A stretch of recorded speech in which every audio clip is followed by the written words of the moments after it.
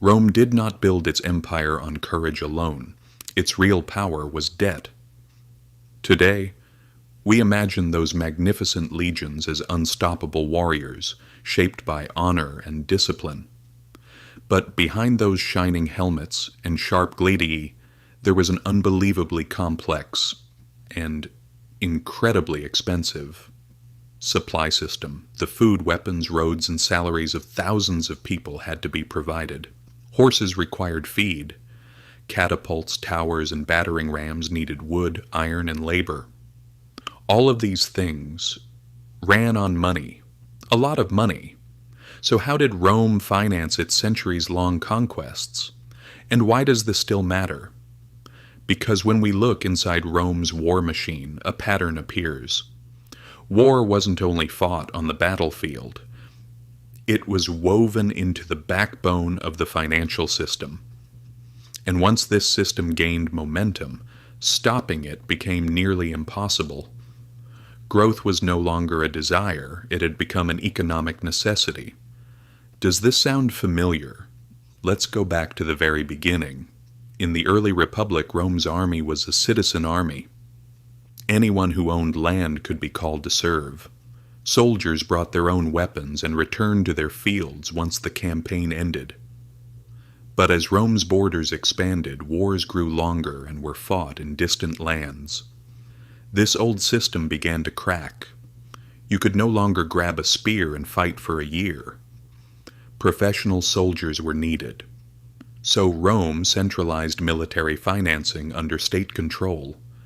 Soldiers began receiving small but regular payments, not much but enough to maintain loyalty. Then came the Great Transformation. Conquest turned directly into a revenue model. Every new province meant new taxes, new slaves, new mines, and new tributes. The machine fed itself. War financed more war. But the most interesting and dangerous part comes after this. Rome didn't rely on taxes alone. It borrowed heavily. Especially during long and costly periods like the Punic Wars against Carthage, the Republic took massive public loans from wealthy elites, particularly from the rapidly rising equities class. These were not patriotic donations, they were investment contracts in the modern sense. Investors expected returns, interest payments, tax collection privileges, and near-monopoly trade rights in newly conquered regions. Thus, war became a direct economic sector. The more profit it created, the more wars Rome fought. Sound familiar? Over time, this militarized economy shaped everything. Power shifted to generals who could promise plunder. Senators behaved like shareholders of violence. Private contractors called publicani handled everything from logistics to tax collection, making fortunes along the way. A toga-wearing form of military-industrial capitalism emerged, and the costs, they piled up every year. The state constantly needed new resources to pay soldiers and satisfy creditors. When conquests slowed or rebellions drained the treasury, Rome turned to the oldest trick in history, debasing the currency. Under Nero, the silver content of the denarius was quietly reduced.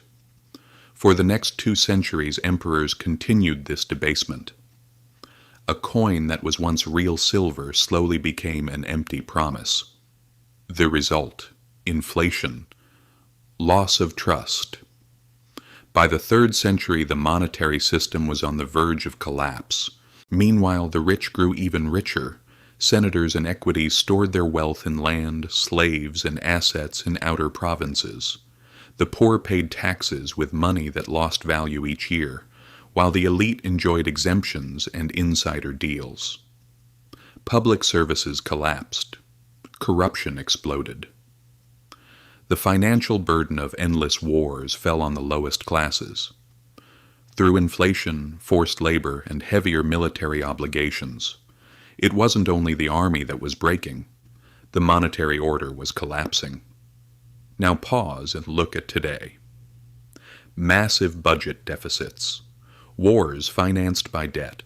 Central banks quietly eroding currency value to cover gaps. Financial circles making fortunes from defense contracts and crises. An economy that needs constant growth, whether military, monetary, or market-based, just to stay standing. Not identical, of course. But the DNA of the pattern feels strangely familiar. Rome teaches us this: an economy built on constant expansion, especially one fed by violence, eventually hits a wall. There are no more lands to conquer, no more resources to seize, no more enemies to defeat. At that point, the system turns inward. The debt remains. The expectations remain, but the income stops. That's when the state begins squeezing its own people. Rome turned to heavier taxes, more currency debasement, more control, bread and circuses to distract the masses, fortified villas for the rich. Sound familiar? Today we don't call it tribute. We call it taxes, monetary expansion, or economic policy. But the workings are eerily similar. Central banks print money. Governments spend more than they earn. The rich buy assets. The poor go grocery shopping with shrinking wages. Wars are still funded by debt. The United States war in Afghanistan cost $2 trillion, most of it financed through borrowing. And who received the contracts? Who collected the interest? Who paid the price through inflation, cuts in public services, and weakened currency? You already know the answer. And just like in Rome, the cycle repeats itself. Once debt becomes a habit, you don't need a disaster to print money. Postponing collapse is enough. The extraordinary becomes normal. And the longer this continues, the more the system must insist that everything is fine, until the lie no longer works.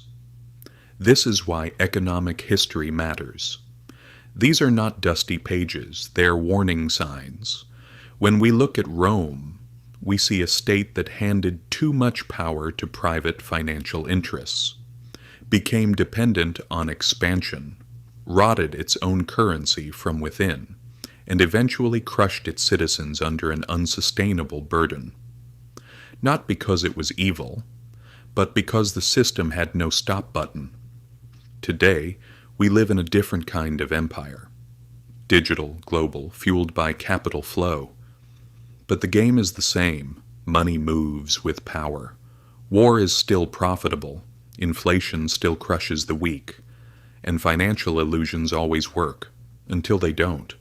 So what can you do? Start by recognizing the pattern, because most people cannot. They think inflation is an accident. They believe taxes are unavoidable. They assume debt is freedom. They imagine growth can be infinite. The Stoics had a name for this: illusion. You cannot escape the system entirely, but you can understand it. You can stop playing blindly. You can build your own resilience, not just with money, but with perspective. That begins by studying financial history, not just personal finance. By tracking the signs of systemic pressure, not just market excitement. By asking, who gains when I don't understand? Because you were never supposed to know these things. You weren't supposed to question how Rome financed its wars. You weren't supposed to wonder what modern states are doing today.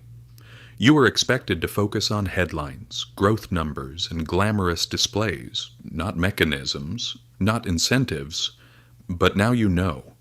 And once you learn, there's no going back. Financial literacy isn't just about budgeting or investment planning. It's about understanding power, about decoding systems, about seeing through the illusion of stability. So next time you hear about a new war, a new stimulus package, or a new crisis, don't just watch. Follow the money. Ask who is lending, who is earning, and who pays the bill in the end. Because history teaches us one undeniable truth. Empires collapse not when their gates fall, but when the math stops working. and no one dares to fix it. If this gave you a new perspective, don't forget to subscribe.